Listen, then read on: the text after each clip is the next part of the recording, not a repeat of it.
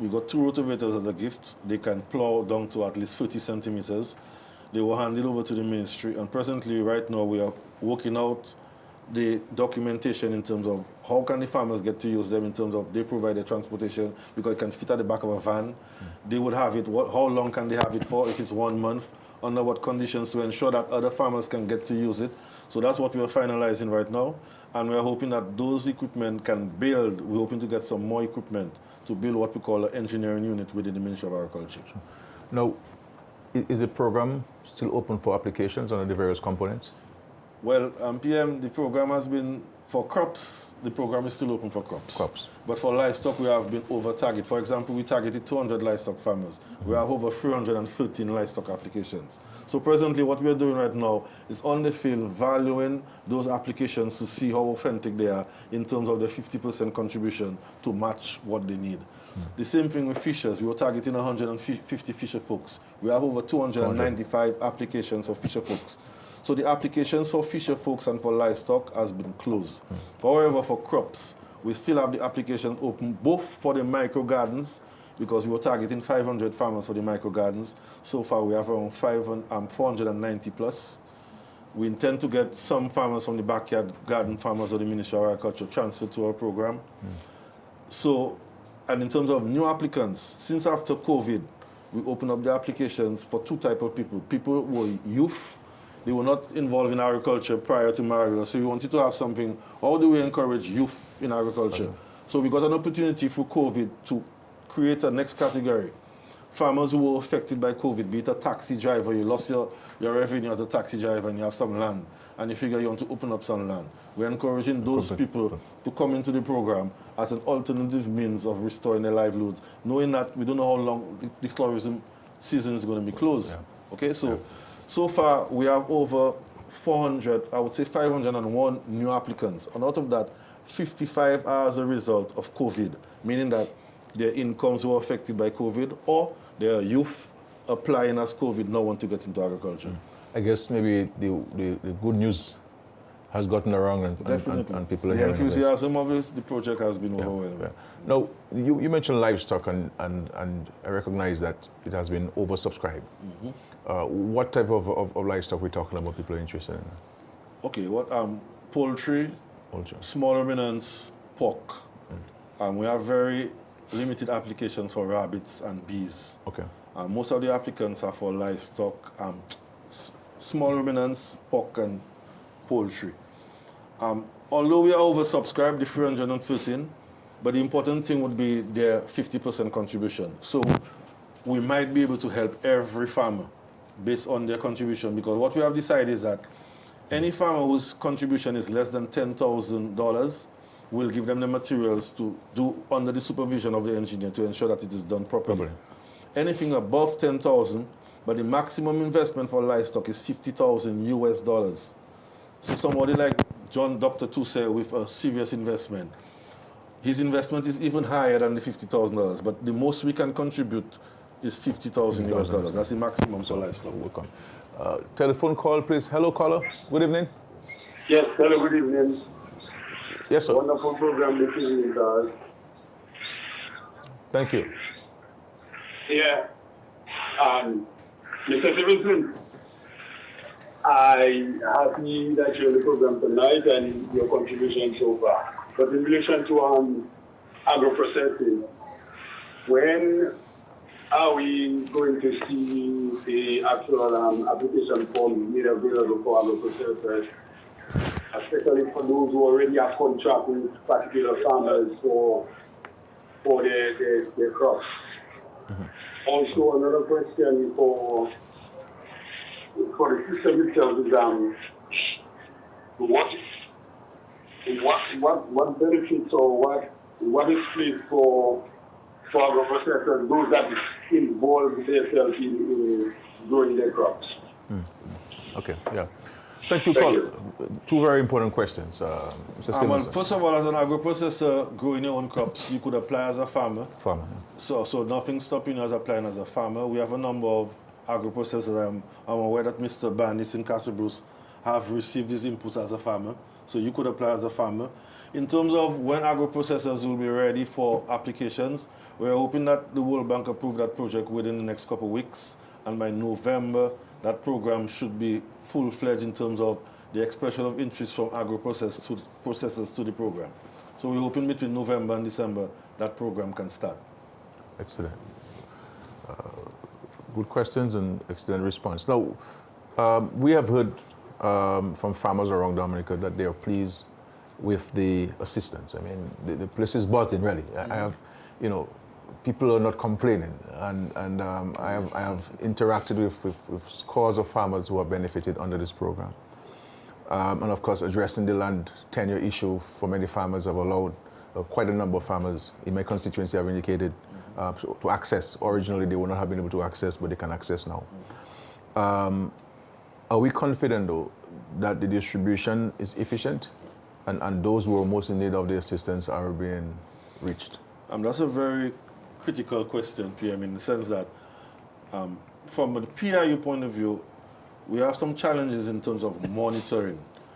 The amount of monitoring that we would like to do more, both in terms of, we have only one agri specialist, and for example, should give a report that she assessed 40-something farms for the week. However, there's a demand for 300 farms for the week. So up to today, I was talking to how do we use other staff in the PIU to do that. Why the PIU staff? The ministry, the extension officers have been given information, but we need to verify, and it cannot be they themselves to verify their own information. Yeah. And then in terms of the extension officers, as I mentioned in the Kalinago, we have people that are traveling officers, not driving. So we have challenges in terms of, and even those with transport don't have appropriate vehicles. So the amount of monitoring, what we have picked up so far is that some farmers have all the documentation for 14 acres, but they actually have 2 acres cultivated. So they receive a package for 14 acres, but they only have 2 acres. But they only have 2 acres. What I have told Extension, okay, they have received the inputs already, so let's work with those farmers to use it properly.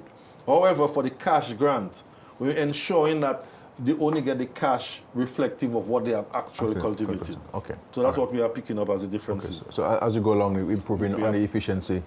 And even in the monitoring form, we're going to have adjustment in the monitoring form that can upgrade or downgrade you. So yes, you were approved for 14 acres, but verification shows that you have 2 acres. So we're going to have to downgrade you based on what we actually see. No, there's some.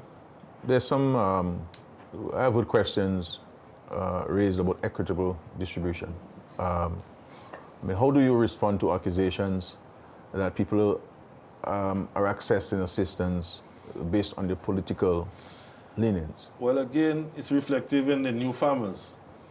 Out of the 500 new farmers, in the Northeast alone have 100 plus. A lot of people felt for political reasons they didn't apply. And when they saw other people benefiting, not realizing it's a national program. Despite the fact that I went on QFM over 2 times on national program explaining that it's a non-political program, and if you have any issues, there's a complaint, there's a grievance mechanism on which you can complain and say you have been discriminated about either for ethnic reasons or otherwise. And so far, as I said, 1922 have applied, 1910 have been approved. The 12 that have not been approved were 7 that were below the quarter acres, and the other 5 were for other reasons that got them not approved. But as long as you meet the criteria of having your land papers, you have the labor requirements. What we have seen, and again, when I was on the program on QP, I've applied since after COVID. What I'd like to tell the public is, the applications that we have received after COVID, we have not approved them yet. We have concentrated on all applications before COVID to come up with the 1910, and right now we have cleared that out. So right now we can concentrate next week on approving those applications that came in post-COVID. So a number of the people that were disgruntled applied after COVID. And they call me and I tell them, yes, your application, as long as it's Skerrit. I say, no, it's not the PM. That's nothing to do with the PM. It's procedures, World Bank procedures. It came in, it hasn't been approved yet. It has to go through, first of all, the field. After the field, it has to go through PIU, and then it goes through the approval committee. Fine. So everybody has heard, not from me, but from Mr. Stevenson, the project manager, that there are no political discrimination. You're a farmer, born a fide farmer.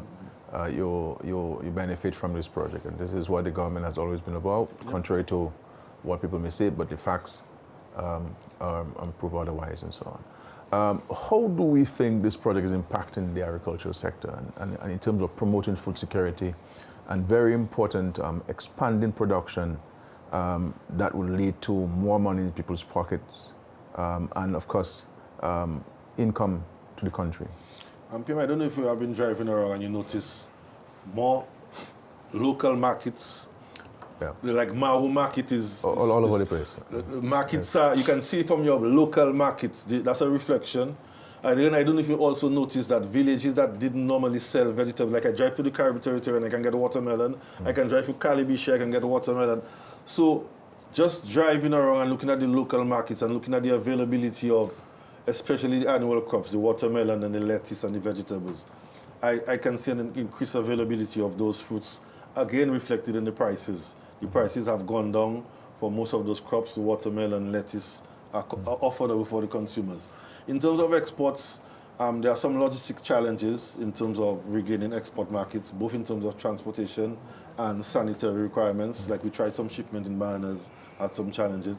So based on what is happening at the local markets, at the individual level, we can see a regurgitation of agriculture in terms of reduction in imports, and certainly we're on the track for increasing our exports. Excellent. Well, that's the whole intention there, is to ensure that we can reduce on our food import bill and increase our exports, keep money in our pockets, but and bring in to add. So this is the intention.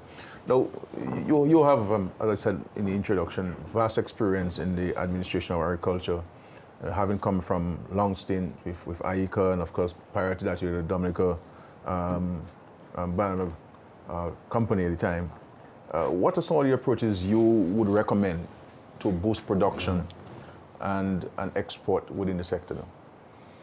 Well, first of all, I must say I've been blessed in that I've worked through the whole chain in the agriculture. I started off in research and development in Windban.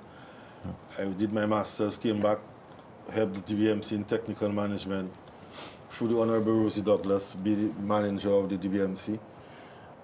Changes. So during that experience, production and marketing challenges are well grounded. And that's what we need to now transfer. So far I've had discussions with the company who have replaced Windfresh for us re-enter in the UK market.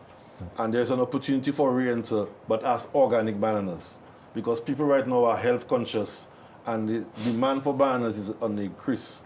However, people are asking, and so we have an opportunity for supplying 1,500 organic bananas weekly. So these are the kind of discussions I'm having in the minister to see how we can regain market share with regard to niche products.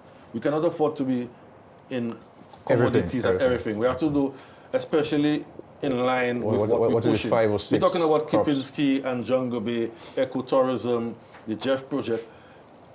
At the end of the day, tourists are going to be coming to Dominica expecting to eat food with as low chemical. Listen to your budget. I was very thrilled to know that you were promoting organic agriculture. So that's why I said, good, PM is on the right track. That's something that we started again since in Rosie Douglas' time. We need to pursue it because that's the only way we can have a niche. Because Dominica is already a high-cost producer. So we cannot be selling commodities on mass production. We cannot work on that. The same thing goes for pineapples. Pineapples is, in terms of organic, it doesn't make sense about going conventional pineapples, both for the hotels and for the supermarkets. So going forward, I see an opportunity for linking production and marketing. And my experience in ICA, the whole idea of the governance, the produce organizations, because at the end of the day, in the previous program that you had, people were talking about the bargaining ability of the producers. The reason why supermarkets are still bringing in watermelons is because they can negotiate. If we have a conglomerate of greenhouse producers supplying squash watermelons, they can negotiate with Fresh Market and know that we can supply you with X amount of cucumbers every week. And consistent supply. So these are the kind of things that we talk about in terms of linking farmers, in terms of having consistent markets. And maintain a and there are some price too. low-hanging fruits. Low-hanging fruits like lettuce, watermelon. They have around 12, 15 crops we shouldn't be importing in Dominica. I agree with you entirely. I agree with you entirely. And they have a number, at least another 10, 15 crops we should increase our exports. Bananas, pineapple, and a number of other products. So that's why we're not only trying to help in terms of the infrastructure of replacing the propagation centers, but we have started negotiating in the ministry in terms of getting planting material for coconuts, planting material for cocoa, planting materials for avocado, the exotics. So at the end of the day, simultaneously, while we have the infrastructure for the propagation centers being designed and erected, we're also negotiating to get the planting material to go in those stations to ensure that we have a revival of our tree crop sector, because that's critical. But I agree with you entirely, Stevenson, that there's some crops we should not be importing down. I mean, we have the capacity to supply. I believe that there has to be a national coordination of production and sale for all the crops. If each of us want to go with 20 heads of lettuce in a basket, not going to work. Yep. We have to consolidate this and negotiate as a team with this, and of course people will buy. I mean, the people who are setting up along the roadsides, they're not setting up because they want to get rain or they like the sun. I mean, they're setting up because they're selling. And you see one person set up, and the next few weeks you have 3, 4, 5 people along the same roadway. Now, this is a 5-year project. It was originally envisaged for 5 years. Obviously, it could be shorter based on the implementation schedules. What more is in store under this project for farmers, fishers, and agro-processors? Well, as you said, for fishers, we're expecting to get the engines in November. We're expecting to start commencement of boat building operations also in November. The boat builders, 6 of them have expressed their interest to get the materials necessary. We intend to approve that very soon. So in terms of boat builders and fisher folks, within the next 6 months, we'll be targeting them. In terms of livestock farmers, we're hoping to start construction of livestock pens in November. So between November and the next 6 months, we're hoping to have livestock structures being erected out in the field.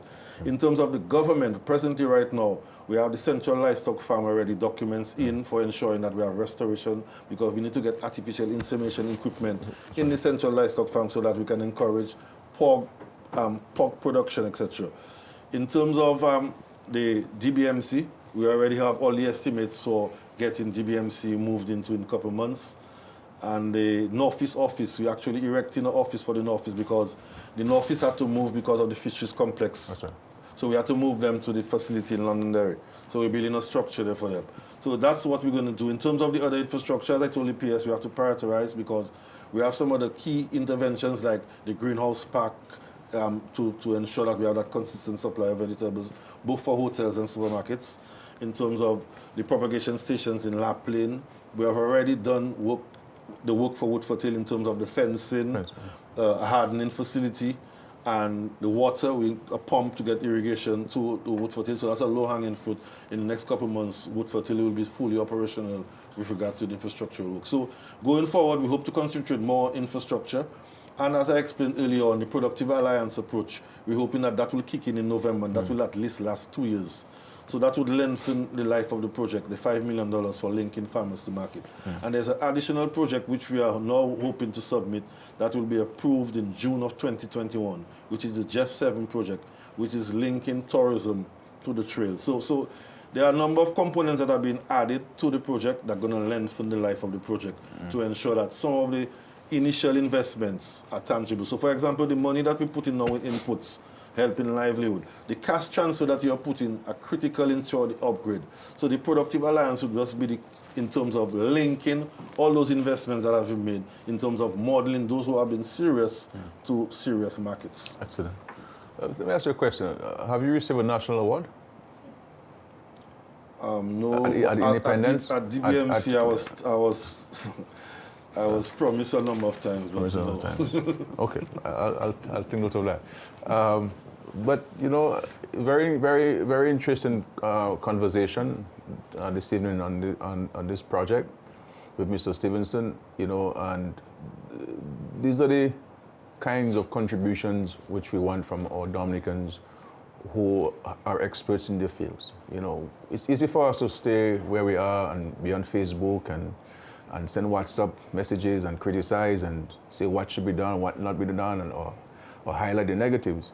It's a different thing for being here at the salaries that are being paid, the wages being paid, and to make your contribution to national development. And I want to commend Mr. Stevenson.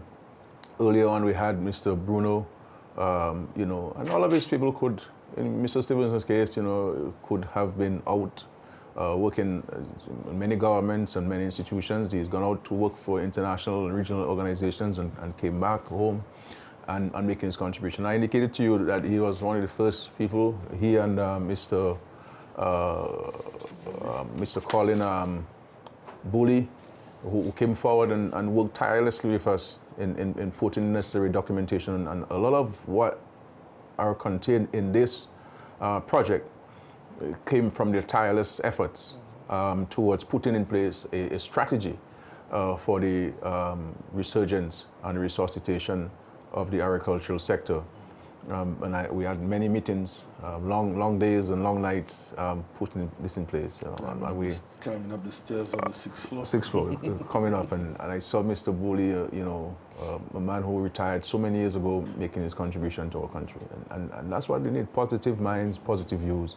We'll not always agree on what should be done, how it should be done, but at least we should all agree that we want what is it that we want for Dominica and making our own contribution. Genuine contribution. It's not lip service, but genuine, passionate contribution. And how better off our country would be. So it's not about pulling there and criticizing and being negative. That's going to make a difference in our society. If you say you love Dominica, then put your hand to the plow. Let's work. Let's build the country. And then when it comes to fighting the political battle, then let us fight. And next day, we're back working together for the next 5 years. But we cannot continue to be in a divisive, partisan, internecine environment. It's not going to help your children, it's not going to help us, it's not going to help our Dominica. We need positive minds, views, come forward. And we're prepared to engage any and everybody who is prepared to make a serious contribution. And as Mr. Stevens indicated, we don't play politics with this program. You're a farmer, you benefit. You apply, you qualify, you will benefit like everybody else in this country. This is $67 million investing in agriculture. This is just a component of what we invest in agriculture as we speak. So it's not only $67 million we invest in the overall agricultural sector and fishery sector, and a number of other interventions that are happening. So between this housing, 67 plus $104 million, you're talking about 170, what? $171 million invested, that'll be invested as we speak and going into the several months ahead. Mr. Stevenson, thank you very much for making the time. We're very grateful for this.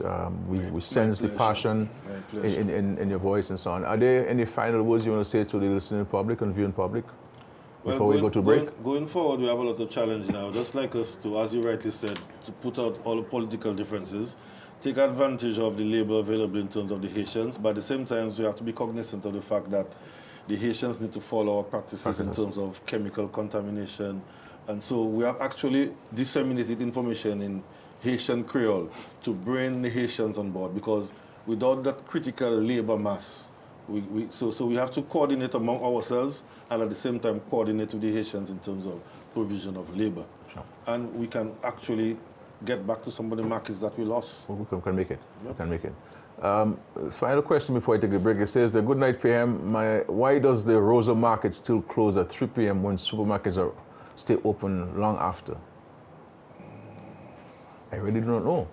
But I'm sure the manager of Dexia and the chairman of the board and the minister are all listening.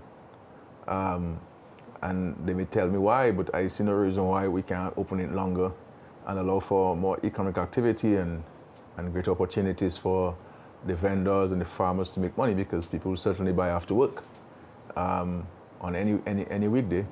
So good point, good question, and I don't see a reason why we can't make a change on this. Thank you very much. We'll take a break and we'll come back to you for the closing segment of this Sunday's Anu Palace program. Thank you very much.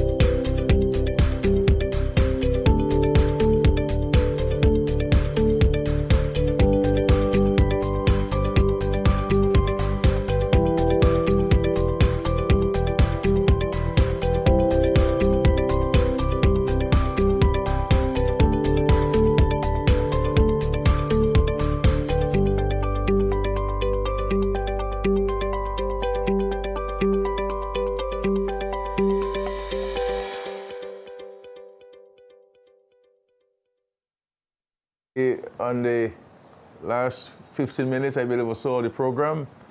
We recommend school last Wednesday. I want to commend the Ministry of Education, the Minister, the leadership that the Minister has shown, and the cooperation and collaboration of all the teachers and the parents and the school children. It was a bold step by the government, but necessary, I believe.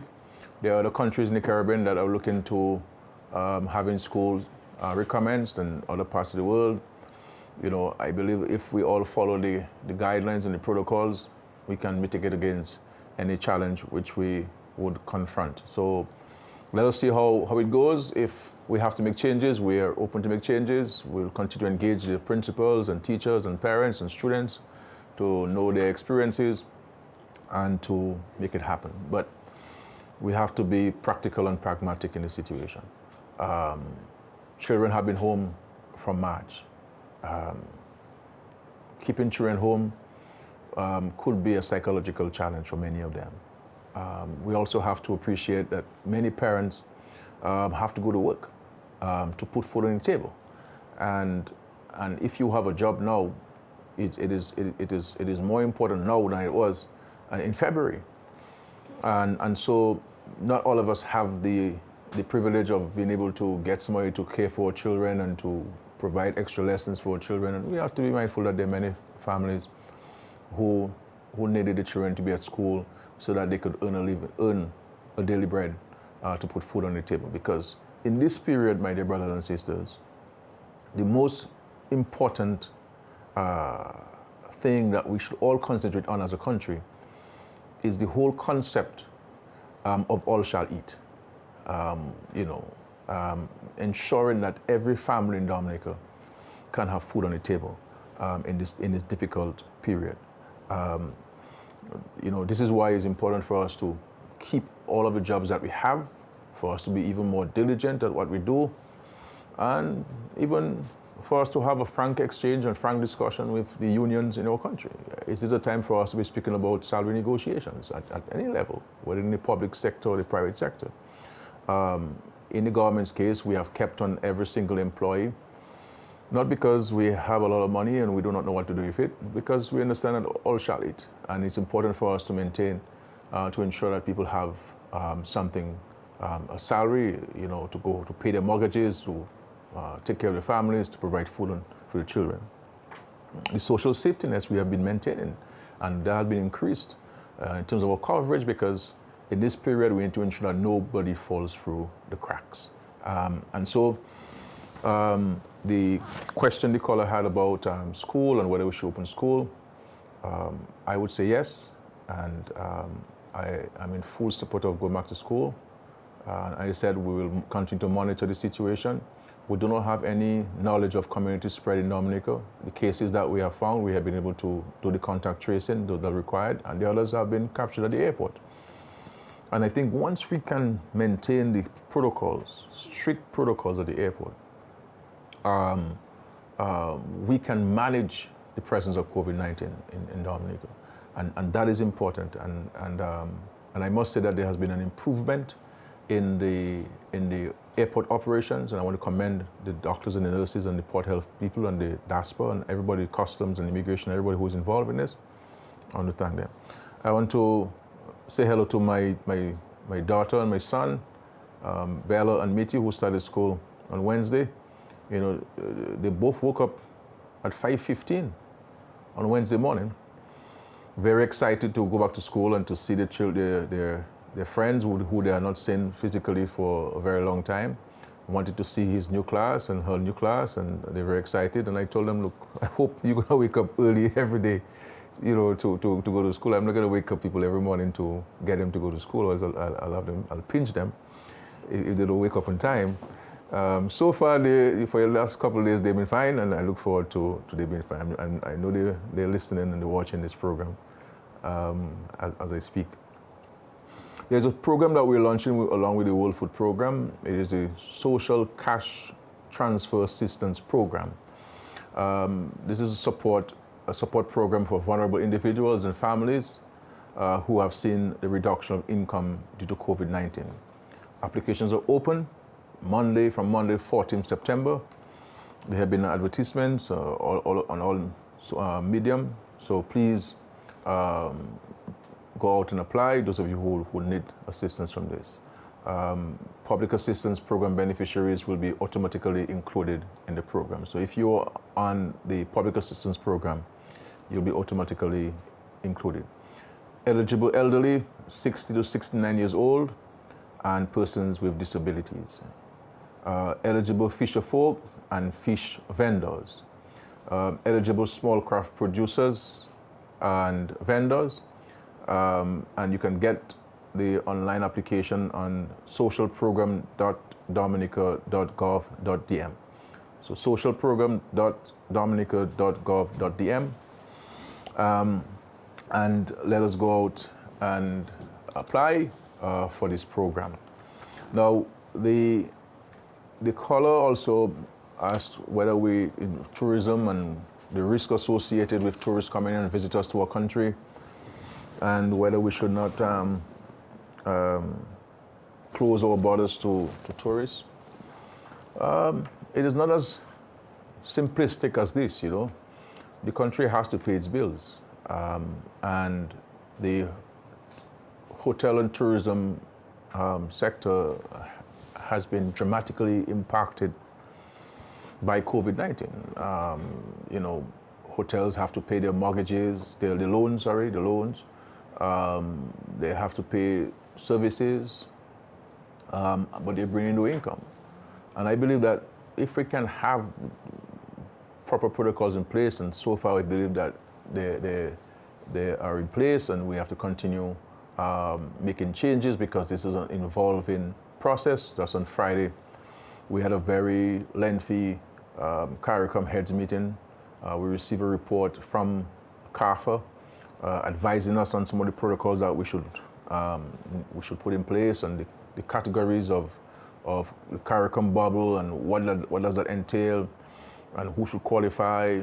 And then you have low risk countries, medium risk countries, and high risk, and even, I believe, extra high risk countries. And what are the protocols you should put in place for each of these categories. And so we will be reviewing the CARFA recommendations, and I'm hoping that I can arrange a meeting with the DHT and the DIC and other private sector entities to discuss these new recommendations from CARFA, and to see how we can juxtapose them against what we have in place, so that we can have tourists coming in, but at the same time protecting the tourists and protecting the visitors. Some countries, they are sticking firmly, with no exception, for the need to have a PCR test for maximum lifespan of 72 hours prior to arrival in country. And countries are making no, I believe that is and this is the advice also of CARFA. I believe this is the safest way to minimize the presence of COVID-19 in there. And then you do further testing when you get to a country, you know. So we will continue to monitor this, but we need to open the borders. We can't keep our borders closed indefinitely. We as citizens have to move for one reason or the other. Our citizens and residents have to come back home. You know, so people have to go back to work and to earn a living and to restore their livelihoods. So we have to, as we have always done as a government from the time COVID became present in Dominica and the Caribbean, we have taken a very responsible and mature approach to the management of COVID-19. We never closed our economy completely in Dominica. We allow supermarkets to open, the markets, the fresh market produce, the market, and various sectors of the economy to open. Construction, though we were criticized in some quarters for allowing construction to take place, but we needed to build health centers, hospitals, homes, to continue to build the hotels that were under construction, so that by the time we would have reopened our economy and COVID would have subsided, then we would be in a better position to take advantage of the opportunities that are in place. The cruise ships have indicated that they want to come back. We're having discussions with them. We have, I believe that if we can find a very safe way of allowing crews to come back, we should allow it. We're discussing this with the cruise lines. I believe that there's a meeting between the ministry. There was a first meeting between the Ministry of Tourism, led by the minister, along with some of the cruise lines. There'll be a subsequent meeting this week to see if we can further the discussion. Once we have an understanding between ourselves, then we will share this with the public so that the public can appreciate what is that we're talking about in terms of allowing cruise ship passengers to come into Dominica. So yes, we have to keep the ports open. We have to seek to generate some revenue. Obviously, as we've always said, the safety of our people, the health of our people is paramount. But at the same time, we have to pay our bills as citizens, as a country. We continue to spend a lot of money on COVID-19, quarantine facilities, meals, transportation from the airport to the quarantine facility, having staff full-time assigned to the airport.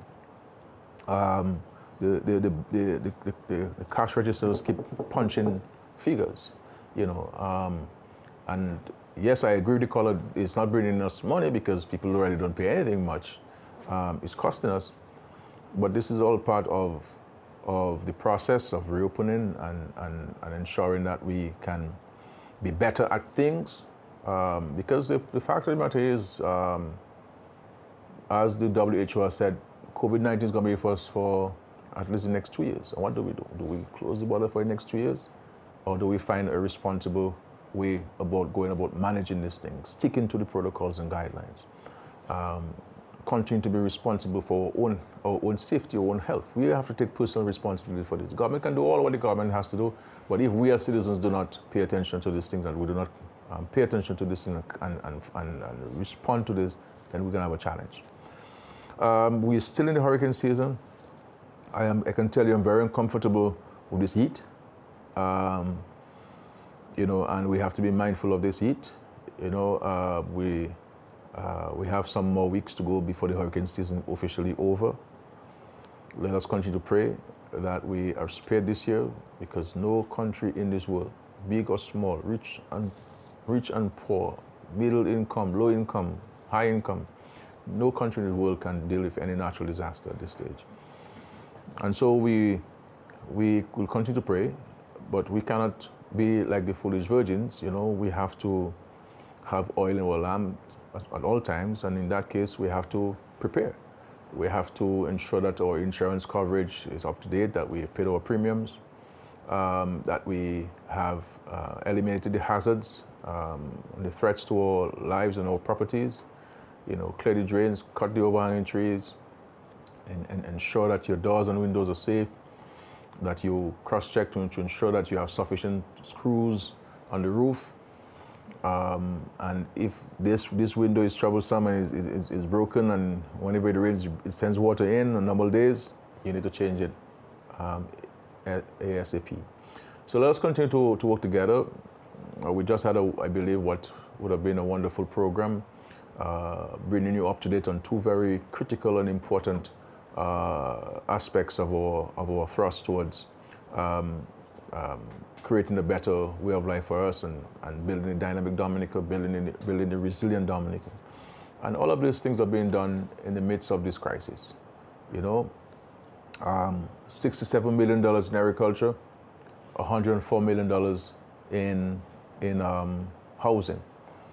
Just two components. Then we have $32 million under the EU-funded regional hurricane shelters, $126 million for the East Coast roads, health centers being built, hospitals being built, homes being built,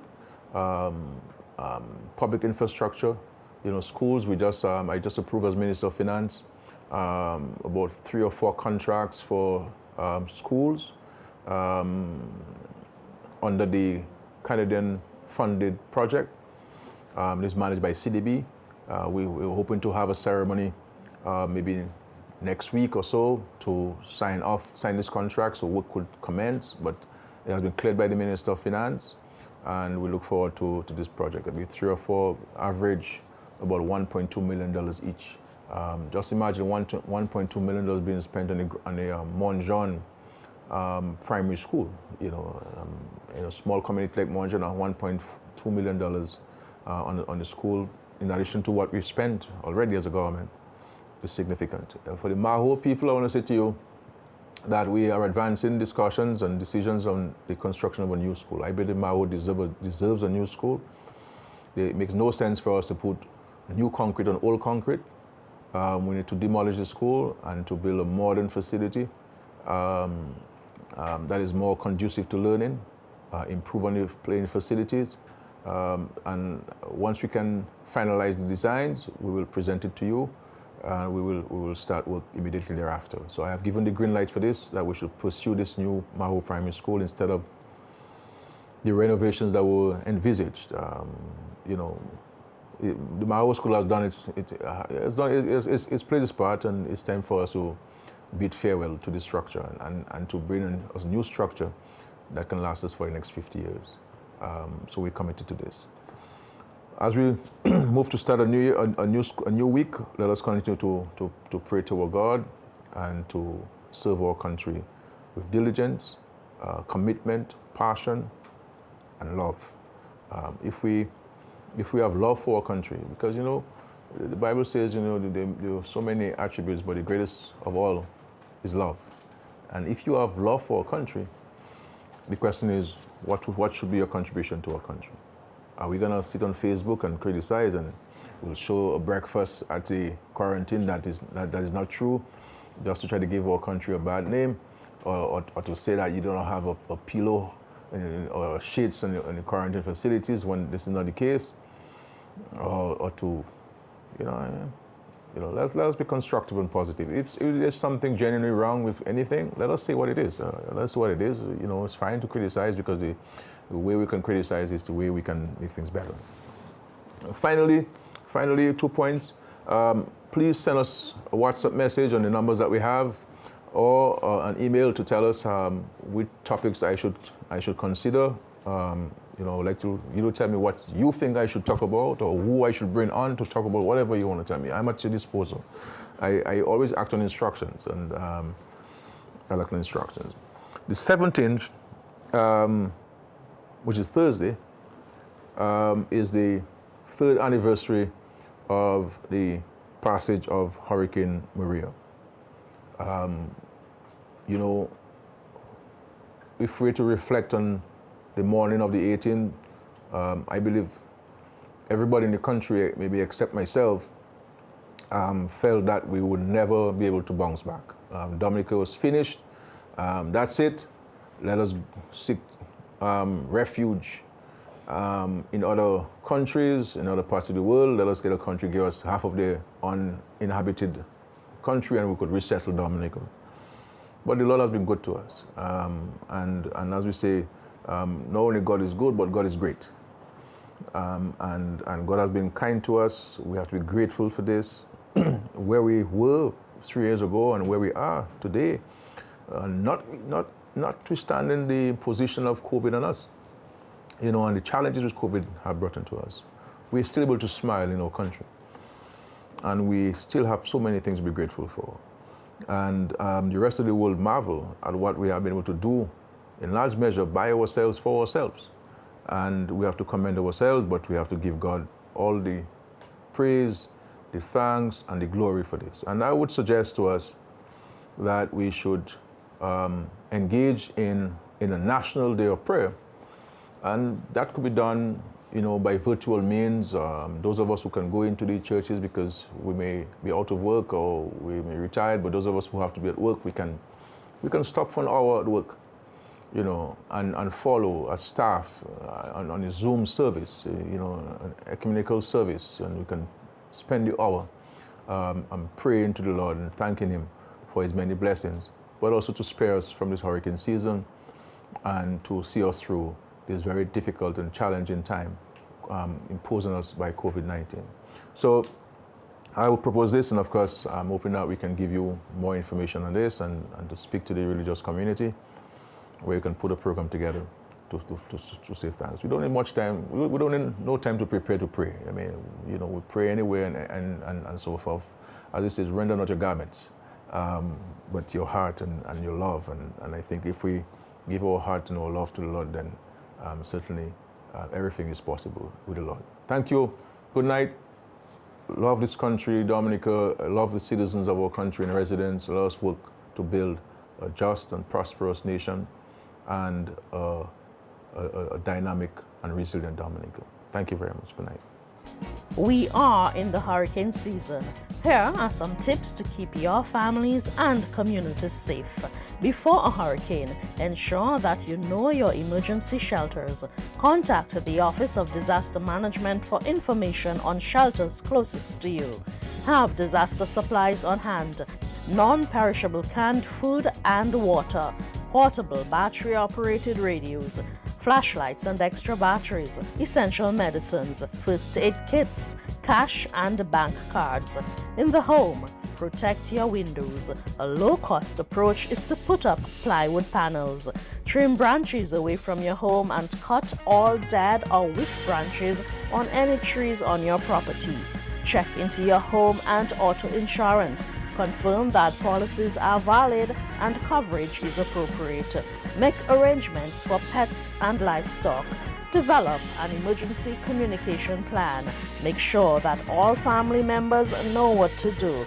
Teach family members how and when to turn off gas, electricity, and water. During a hurricane watch, listen to the radio or television for hurricane progress reports. Avoid open flames such as candles and kerosene lamps as a source of light.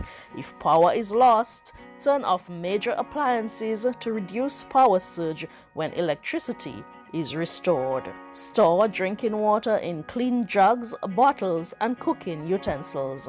During a hurricane warning, if you need to evacuate your home, lock up and go to the nearest shelter. Take blankets or sleeping bags to the shelter.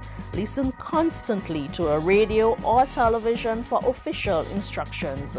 Store valuables and personal papers in a waterproof container on the highest level of your home. Stay inside, away from windows and glass doors.